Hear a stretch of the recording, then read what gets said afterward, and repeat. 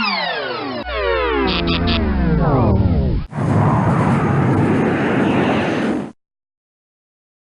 much, Alberto, for this second question on African theology of ecology.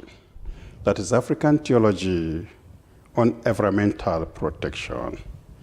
What are the African theologians saying about ecological crisis? That is one of the cogent issues being discussed, especially in the world today. And among theologians also, what actually is the point of departure for theological reflection on ecological crisis? So I want us to make a synopsis of how African theologians are discussing the question of environmental protection. That is under this title of the African Theology of Ecology.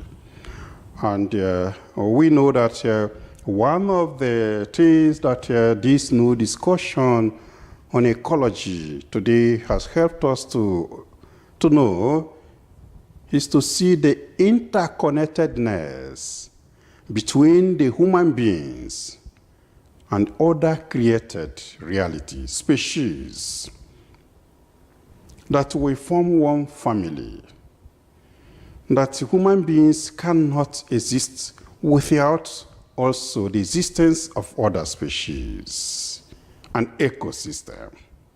And so that the extinction of any species has consequences, has these consequences also on the life of the human person. And so the conservation, ecological conservation, the conservation of environment is a cogent issue also for the, for the future of humanity. When we degrade the environment, when we degrade other species, animals, plants, destroy the air, the water, and so on and so forth in the universe, we are at the same time destroying the life, and at the same time bringing closer to the destruction of our environment, and therefore the human life.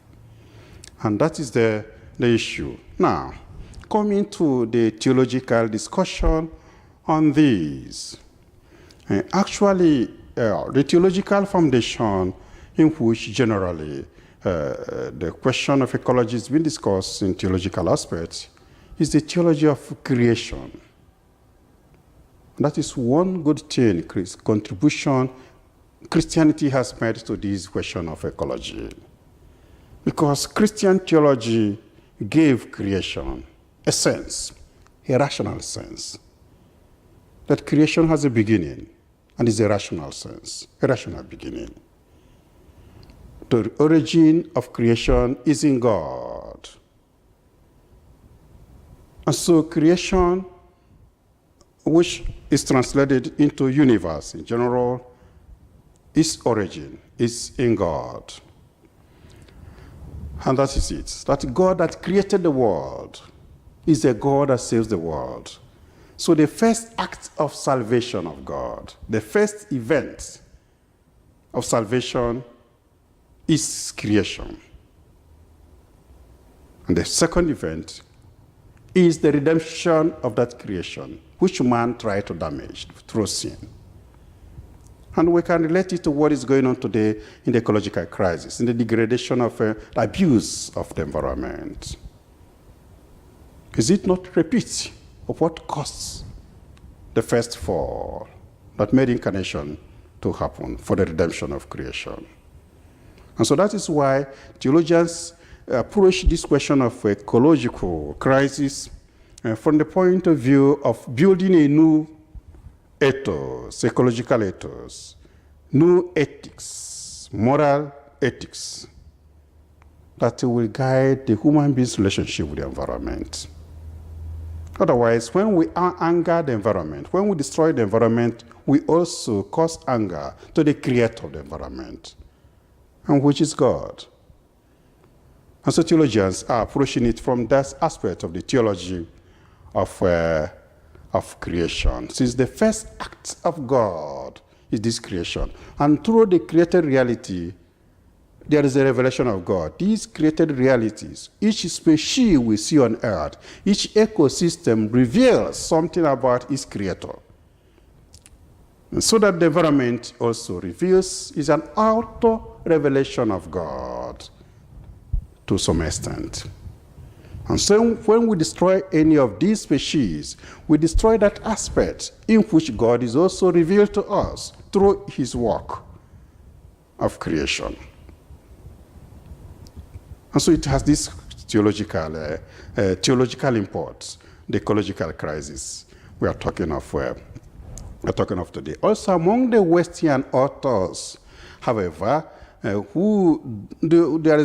are two theories or two hypotheses through which they approach this question of ecology. What defined their approach is the book of Charles Darwin, The Origin of Species, which he published in 1859, where he posed the question of how the origin of creation, whether it came as a result of an act of God or as a result of a gradual evolution within its dynamics, the dynamics of things in the world. And so that this has also been reduced by the Western authors into two hypotheses of science, religion, and science. It's in opposing way. So that you see how secular authors are approaching these things, as if to say that religion is against science or science is against religion. This also goes to some others treat it in this aspect of between creationist and evolutionist. As if to say that the creation is against evolution, or evolution is against creation. And so the Western approach to the question of ecology is rooted in these polemics between the same act of God, the one act of God in creation. And this is where I want to situate the African approach. The African approach does not enter into these polemics. The African approach is rooted in African worldview and spirituality. The African worldview and spirituality that sees the harmonious existence, the harmonious relationship between the visible world and the invisible world, between the human beings, their creator, and the ancestors, and the created environment.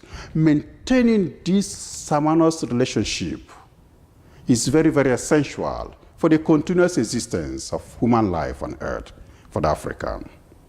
In fact, for the African, the sin is not so much only on this moral issue, but when you break this relationship, this harmonious relationship that exists between the visible world and the invisible world, the universe, human being, his relationship with the universe, with ancestors, the spirit world, and with God. So they are interrelated. And this interrelatedness in the universe must be maintained. Once this equilibrium is punctured, then there is a problem. There is shock. And the society does everything, the community does everything to amend it, to pacify it. And that brings us also the practice in African traditional religion of sacrifice, which is to pacify the ancestors in order to repair the damaged relationship, this interrelatedness. So this is the African spirituality that the African theologians have rooted their discussion on ecology. Ecology. They say that creation is created by God. You know, in African traditional religion, we have two principles of defining God. when the name Africans give to God, because we don't define God, but we know God from the attributes we give to God. For example, among the Igbo of Nigeria, the name they give to God is Chineke. The God is defined from two principles, the principle of creation and the principle of absoluteness. So the first principle of creation, they call God Chineke, God the creator God. So that creation has its roots, its origin in God. God created the world, the entire universe. And so the hinge of the world universe is, the whole universe is on God.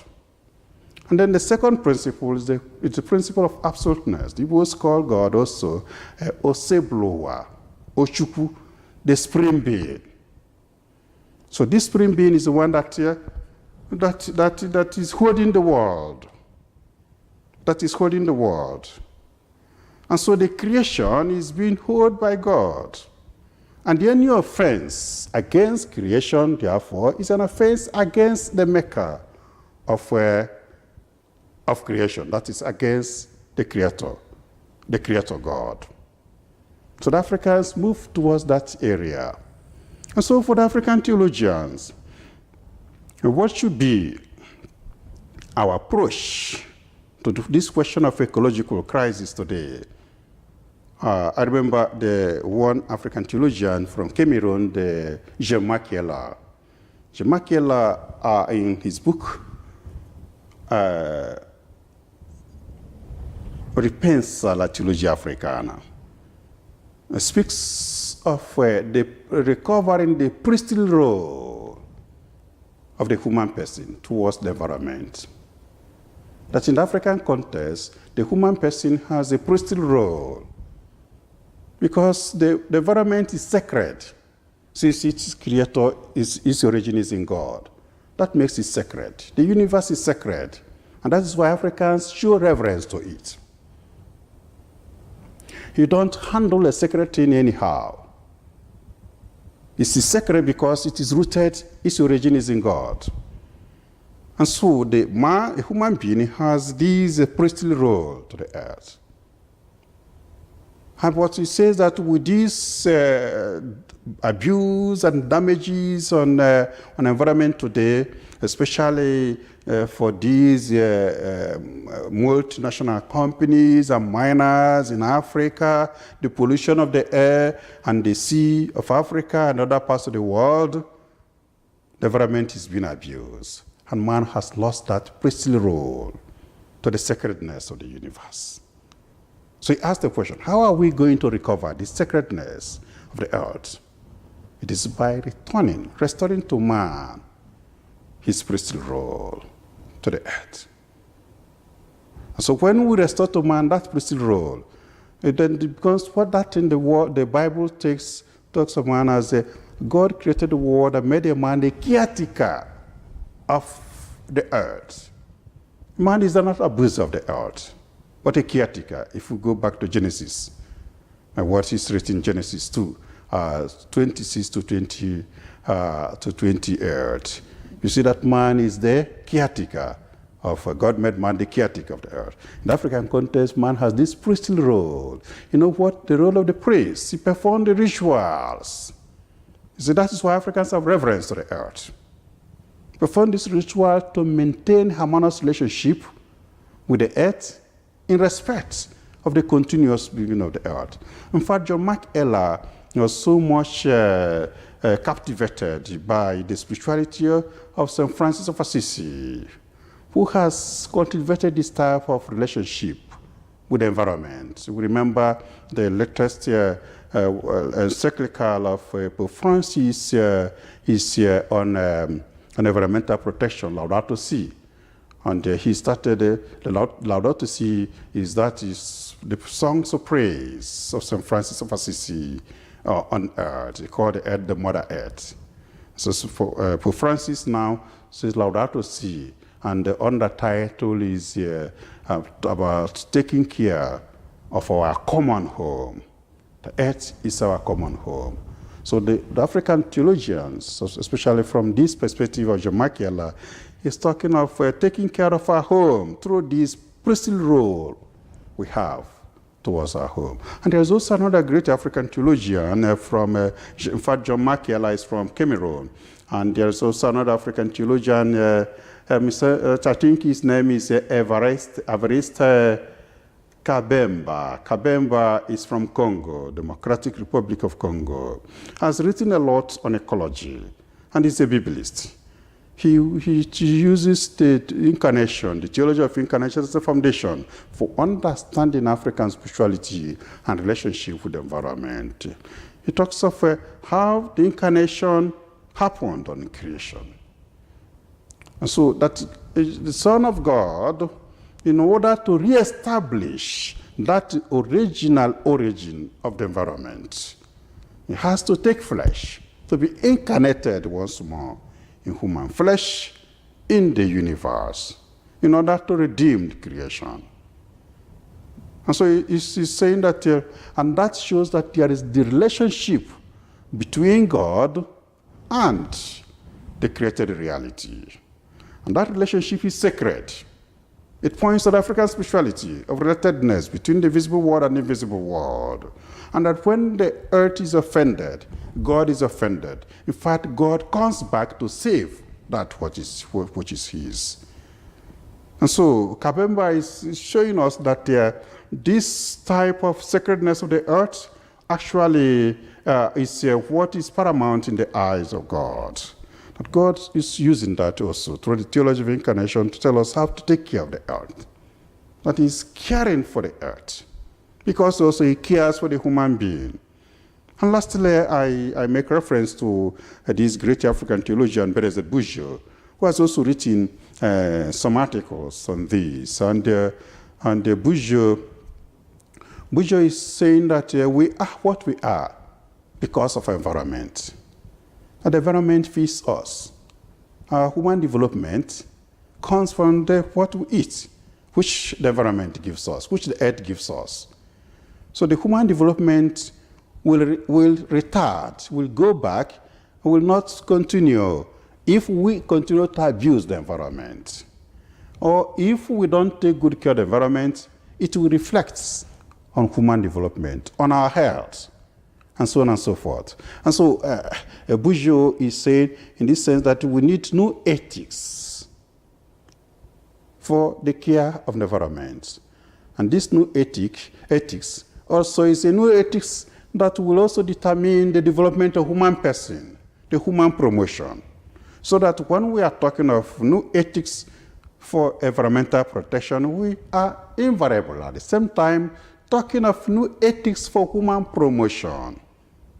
See, and that brings me to the conclusion of our discussion, which shows that these days the theologians are defining environment as that which envelops, as that which surrounds us, which surrounds. That's the definition of environment. And that means that there is something that is surrounded. But there's something at the center of what is surrounded.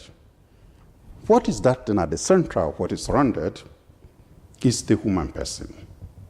And why is the human person important? And that is enveloped in environment.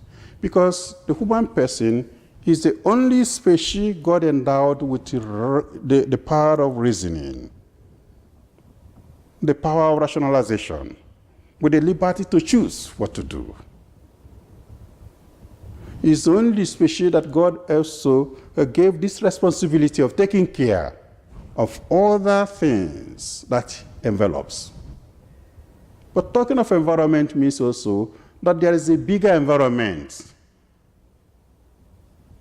that envelops everybody. And that means that all of us are living under the environment of God. That God is environment that envelops all of us.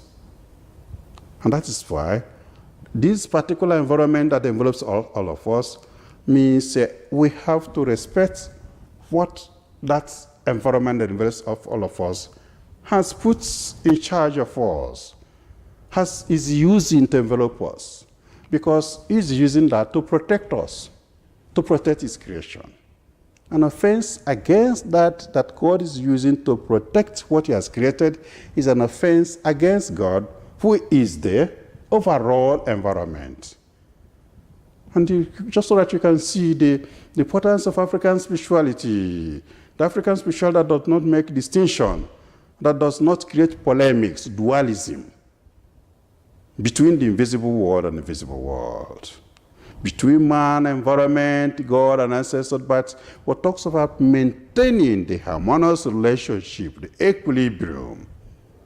Once any aspect of the equilibrium is touched or destroyed, that means it will affect the flow of things, the flow of life, what African theologians will call the la forza vitale, the vital force.